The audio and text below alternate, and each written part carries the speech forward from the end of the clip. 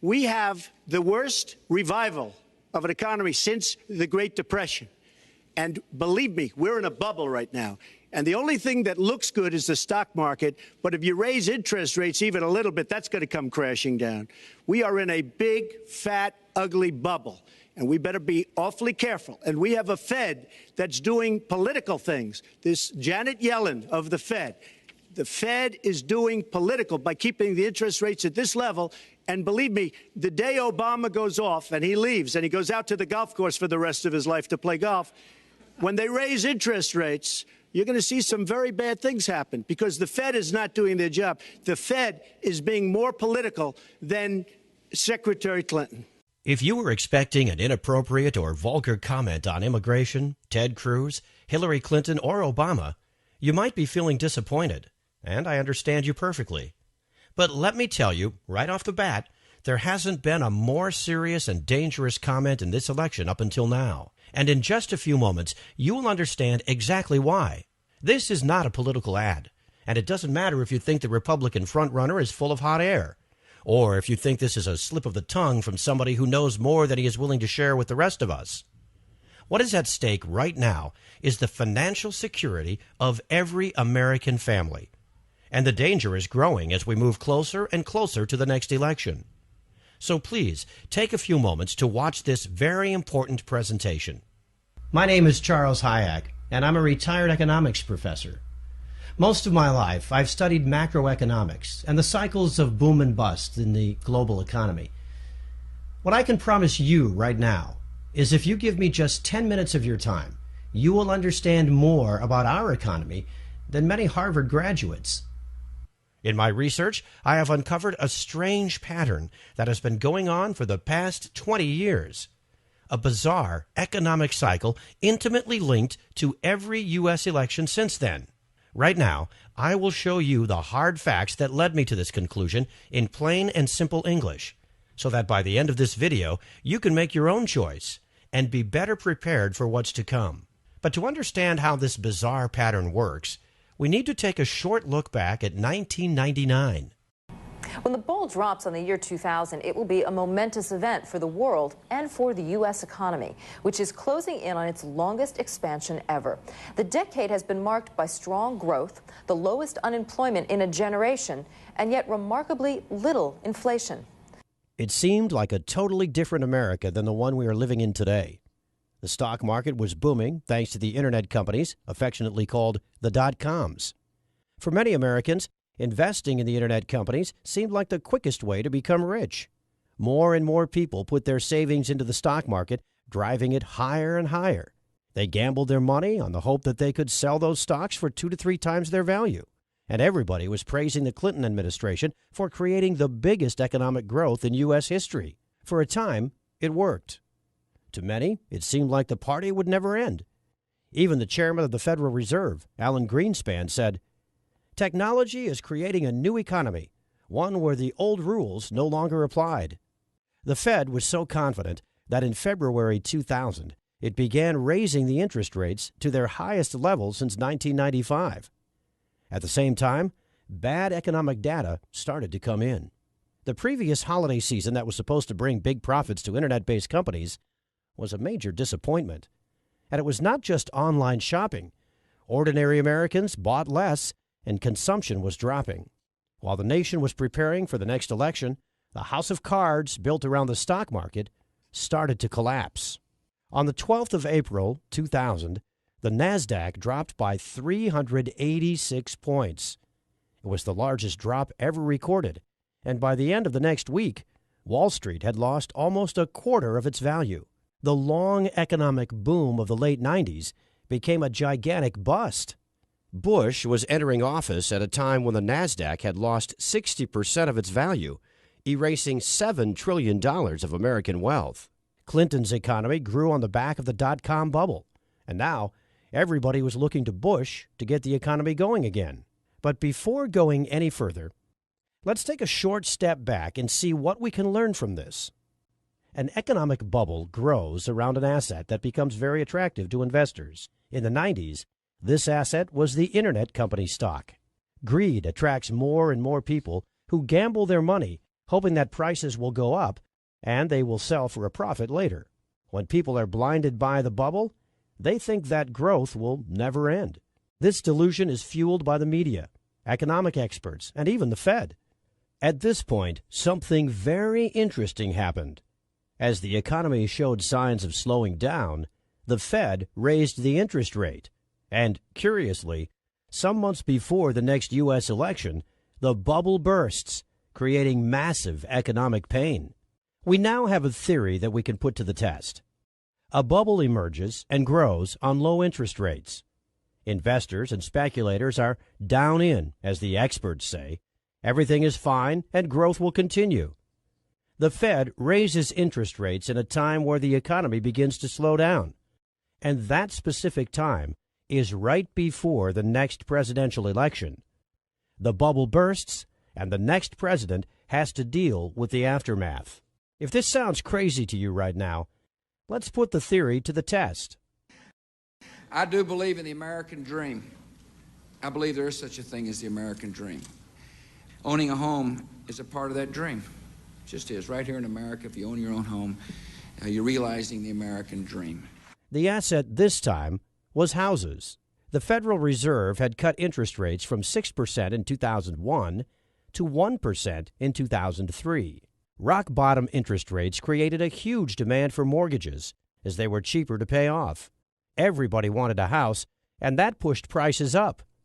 You could get rich just by becoming a homeowner, as the price kept going up. Soon, even people who could not afford to make a down payment or could not provide proof of a steady income and collateral were given loans to purchase new homes. If these people defaulted on their payments, the bankers didn't care. They would be left with a house, an asset that was rising in price.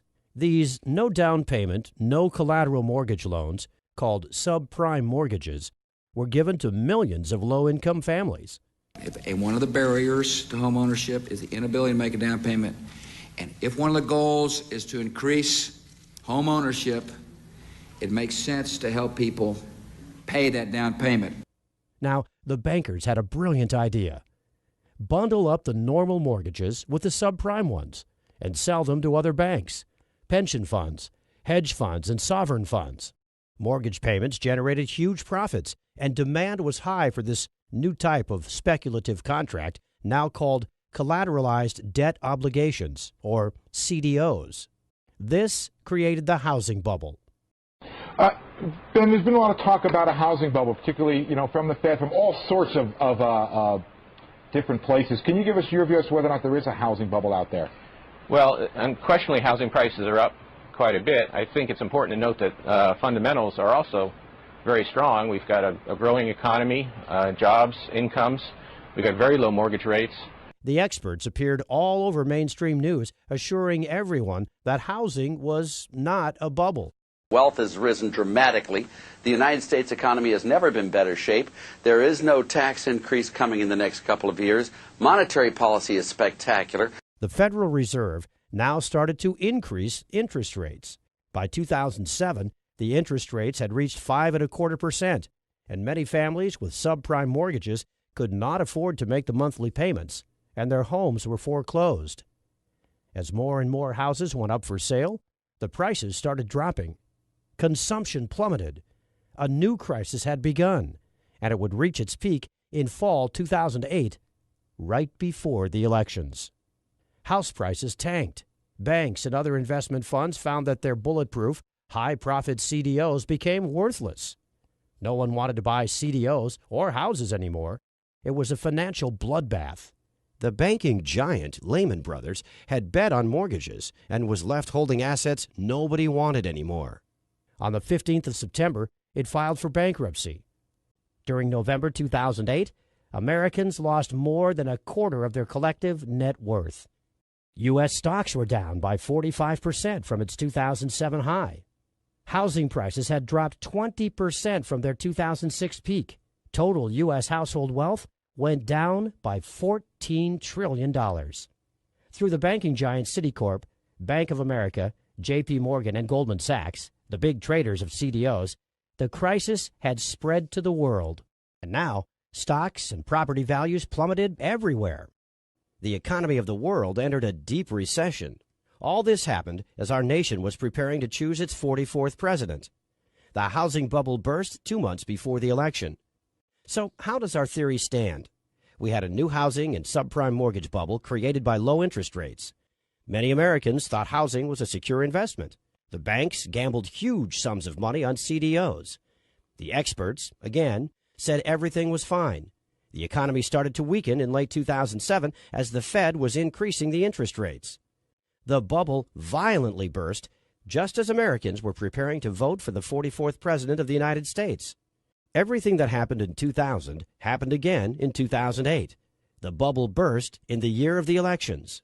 Only this time, it was bigger, and the damage was global and massive. The theory is proven correct again. There's an election coming this November. Will there be another economic crisis? Let's go through our checklist again. In December 2015, the Fed started to increase interest rates. For the past 5 years, the rate has been close to 0%. The economy is already showing signs of slowing down. Right now, the Bloomberg Commodity Index hit a 16-year low. The last time this happened was August 2008. Commodities represent all the goods being traded around the world. Everything from oil to coffee, sugar, steel, and copper. When their price slumps, it signals a slowdown in the world economy. Oil is reaching its 2008 low point. The last time the price of oil was this low, the global financial system was melting down. And this time, it will hit the U.S. economy much harder because of the shale miracle. CNBC's Jim Cramer is warning that many U.S. oil companies will become bankrupt if the price of oil remains this low. The price of copper, too, has plunged all the way down to $2. The last time it was this low was just before the stock market crash of 2008. Consumption is slowing down. U.S. imports of goods declined by 6.6% on a year-over-year basis. U.S. exports of goods declined by 10.4% on a year-over-year basis. 2015 was the worst year for holiday spending since 2008. U.S. manufacturing is contracting at the fastest pace that we have seen since the last recession. If just one or two of these indicators were flashing red, that would be bad enough. The fact that all of them seem to be saying the exact same thing tells us that big trouble is ahead. So, what are the experts saying? What do you see right now? Actually, the economy is fundamentally strong. Housing is booming. Technology is booming. Commercial real estate's booming. In all fairness to Obama, during his administration in the last few years, jobs have been created and the jobless rate is way down. If you just kept it simple, you'd say that the United States is growing almost at kind of at trend growth, whether it's 2.5 or just under 3% growth or maybe even a little above it. Well, no, but around trend growth. Following our checklist, we have an election year, the Fed raising interest rates, an economy slowing down, experts saying everything is fine.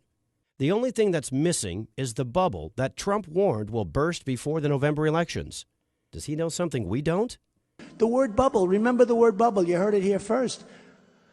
I mean, I don't want to sound rude, but I hope if it explodes, it's going to be now rather than 2 months into another administration. Well, to understand exactly what a bubble is, we need to look back at the dot-com and the mortgage CDO bubbles. In both cases, people thought that they had something that would never stop growing, something too big to fail. In both cases, stocks and housing attracted huge sums of money, driving their prices way beyond the actual value. This is just like gambling. Buyers get the asset, hoping they will sell it in the future for a profit. When the bubble bursts, those who are left with the asset suffer huge losses. Right now, I must ask you to give me your full attention. The following 5 minutes will be shocking and a little bit tricky to understand. And I hope you're sitting down for this. My prediction for 2016 is that we will see a banking collapse that will make the 2008 crisis look like a Sunday afternoon picnic. This coming crash will wipe out the entire U.S. financial sector and take with it savings, deposits, retirement funds, pensions. It'll be nothing short of a financial bloodbath. How can this be possible? Well, remember how bubbles are created when something seems to grow indefinitely? The delusion is that something is too big to fail, But the bigger the bubble becomes, the faster it fails. Right now, people think big banks can't fail because of their size and importance in the world economy. It is as blatant as their name suggests. How did we get here? On September 18, 2008, Hank Paulson, the U.S. Secretary of the Treasury, told members of Congress that $5.5 trillion in wealth would disappear by 2 p.m. that day unless the government took immediate action.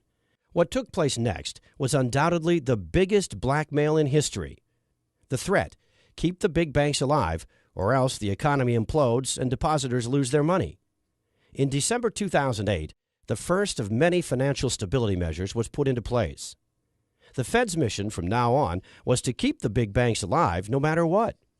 Economists calculated that the total cost of the various measures put into place to accommodate big banks was in excess of $20 trillion up to this year. The too big to fail banks now had a taxpayer-sponsored safety net. The message was clear: do whatever risky business you want. We've got your back. And this is how Congress and the Federal Reserve created the ultimate bubble, the too big to fail bubble. The idea that the too big to fails were going to get cut down to size after the financial crisis has turned into a giant myth. In fact, they've become even bigger. J.P. Morgan Chase, number one among banks in total assets, has seen its base swell to more than $2.5 trillion. The company's deposit base alone has grown by 29% since the end of 2008.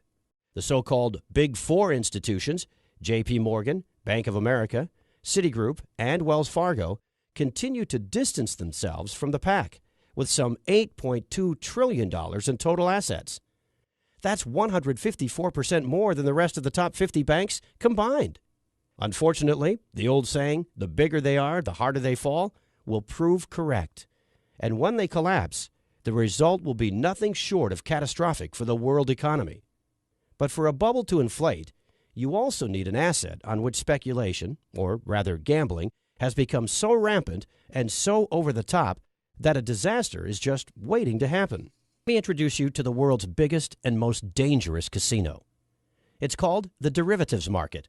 And right now, the total net worth of all outstanding derivatives contracts is a staggering $552.9 trillion, according to the Bank for International Settlements. $552.9 trillion. Let that number sink in for a moment.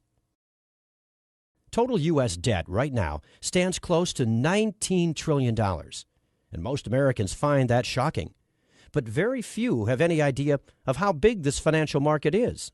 The entire economy of the world, in real goods and services, is evaluated at around $78 trillion annually. The derivative market is 7 times the value of every good and every service provided around the world in an entire year. At first, I thought this number was too big to be real. But the Office of the Comptroller of the Currency, independent bureau of the U.S. Department of the Treasury, confirms it. Make no mistake, you are looking at the biggest bubble in the history of mankind, something 7 times greater than the entire economy of the world. So what exactly is a derivative? A derivative is a speculative contract, a bet placed on stocks, mortgages, interest rates, the price of commodities like gold, silver, coffee, oil, or the possibility of a company or even a nation to default. Basically, right now, there is nothing of economic worth that does not have some sort of derivative attached to it. All derivatives are bets. This is not a metaphor, an analogy, or a generalization. The players on the derivative market gamble trillions on the future price of the asset to which the derivative is attached. These are the speculative contracts that will eventually pop the current gigantic bubble. Warren Buffett once referred to derivatives as financial weapons of mass destruction, and he was proven right. The CDOs that led to the crash of 2008 were derivatives, as they drew their value from interest payments on mortgages and housing prices. They were traded on this market just like all the other derivatives, and they were just a tiny part of the market.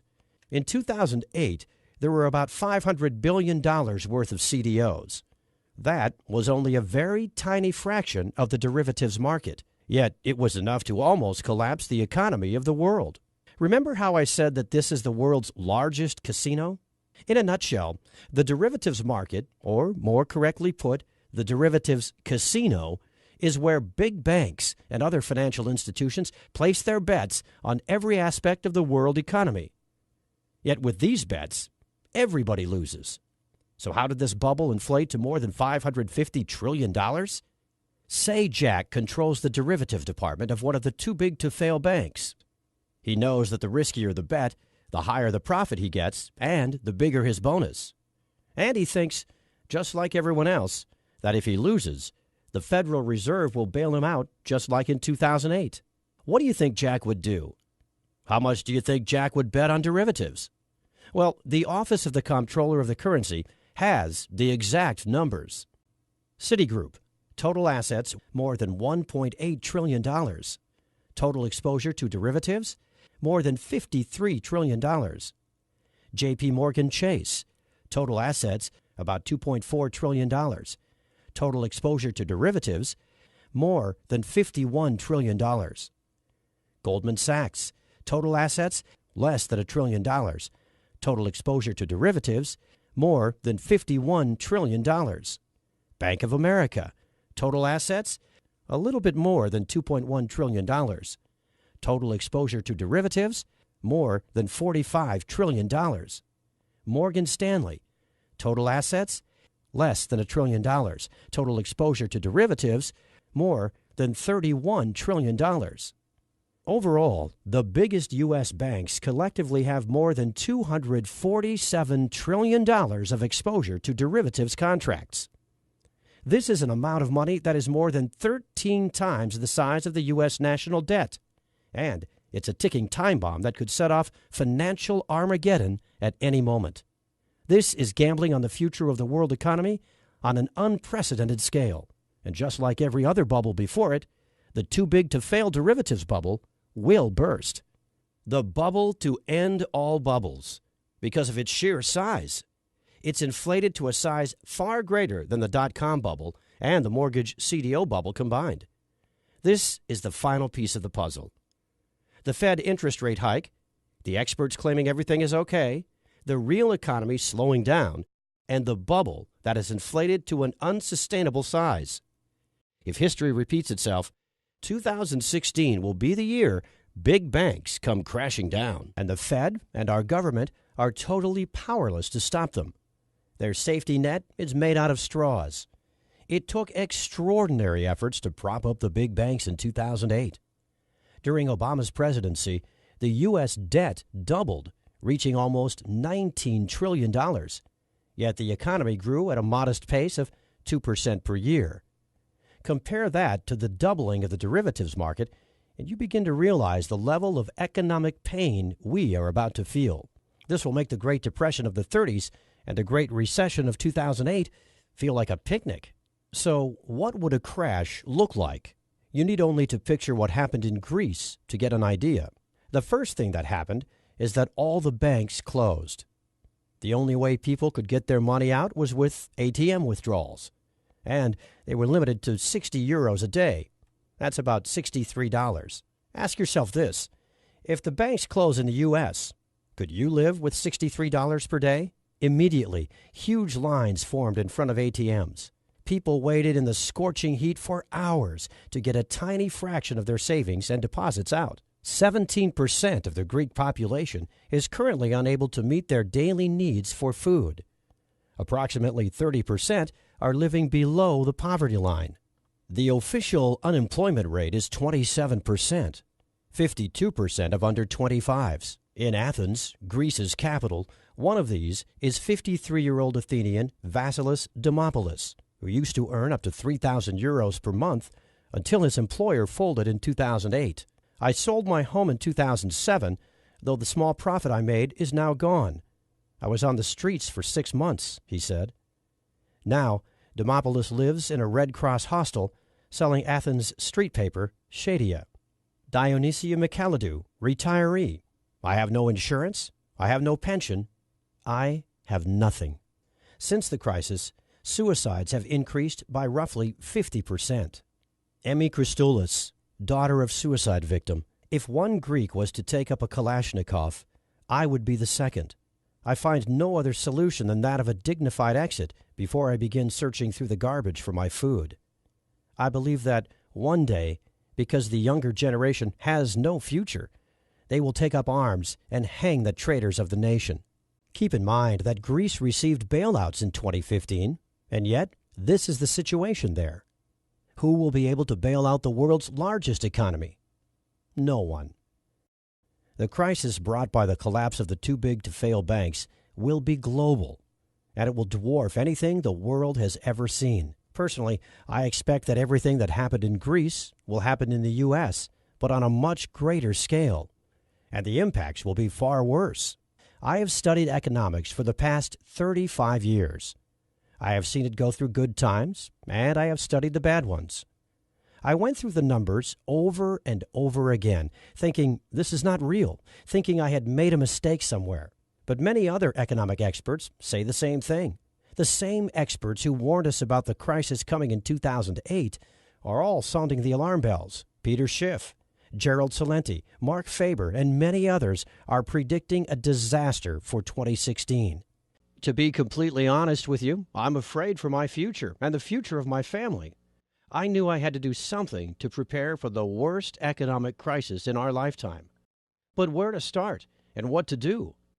While doing my research for this presentation, I discovered what Americans did during the last 3 financial meltdowns, which strategies worked, and which condemned hundreds of thousands to poverty. If this presentation made any sense to you, if you have begun to understand the economic gun that's pointed at the head of every U.S. citizen, then you need to take the following information very seriously. The first aim of this project was to warn people, just like you, of the imminent danger looming over our country. The second aim of this project is sharing my research on the last 3 financial meltdowns with as many people as possible.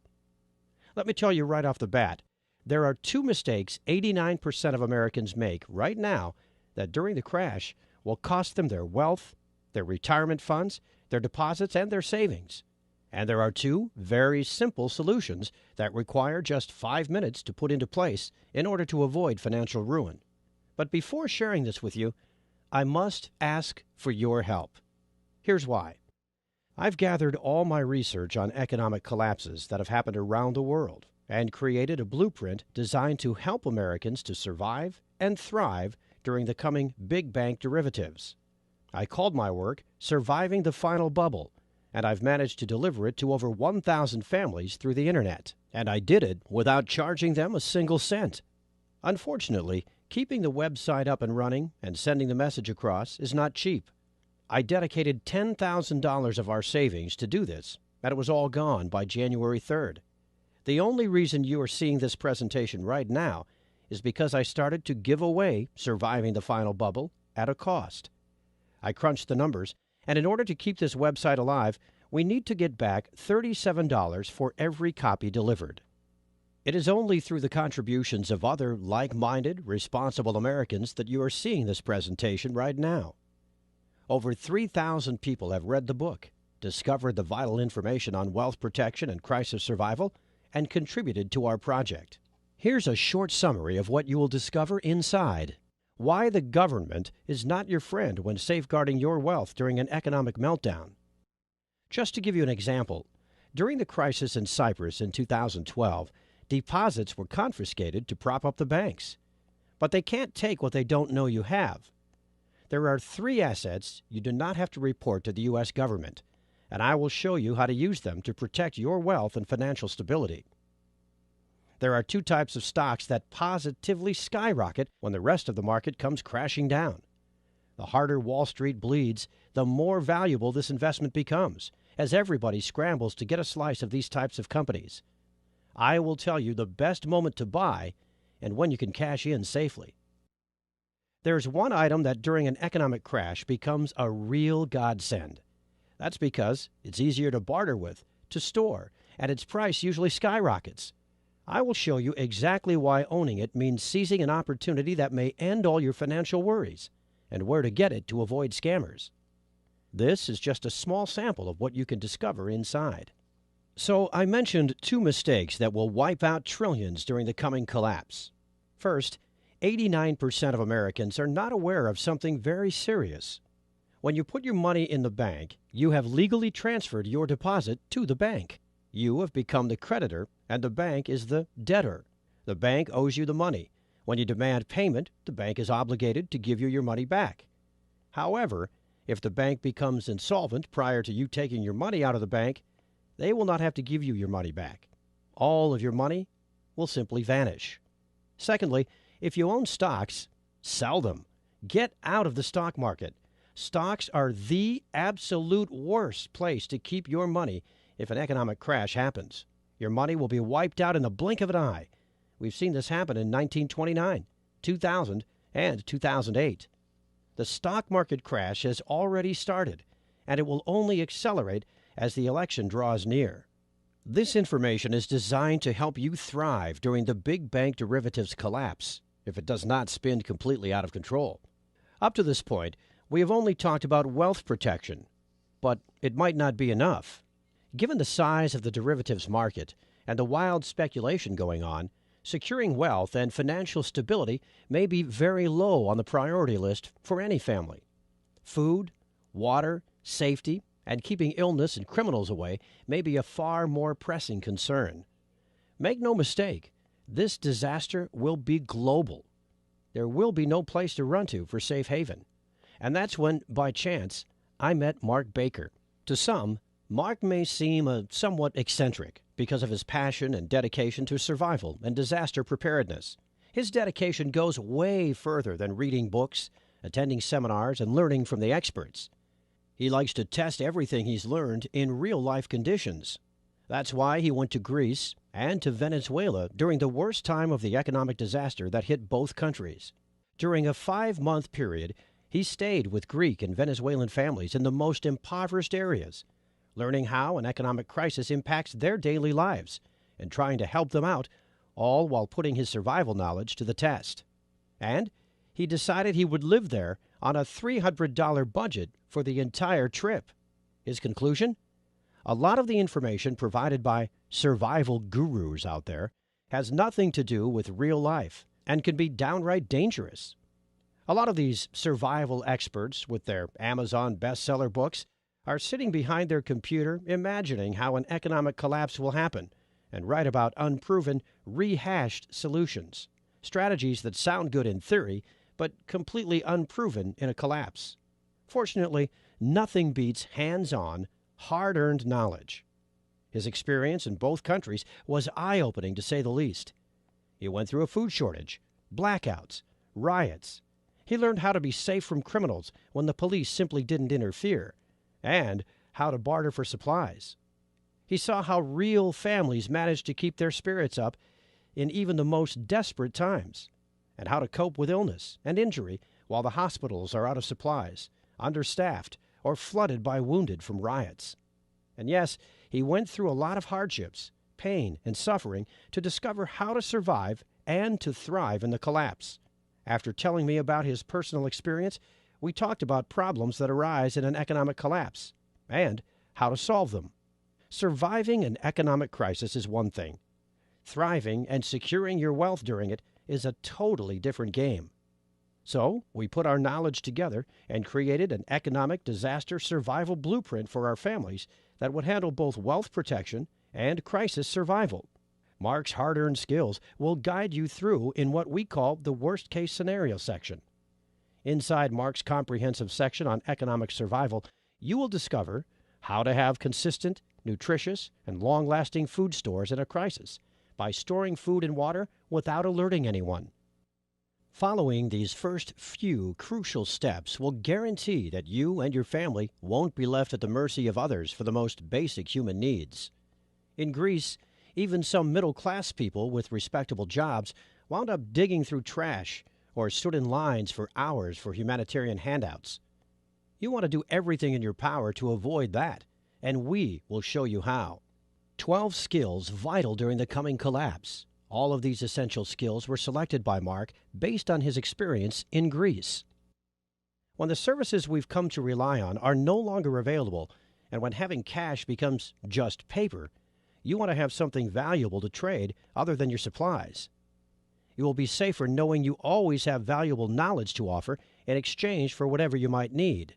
Unfortunately, because of their stature and frailness, children and senior citizens are the weakest links in disastrous situations like these. But that doesn't have to be the case anymore, because we will show you a couple of essential tips to ensure their safety and well-being at all times.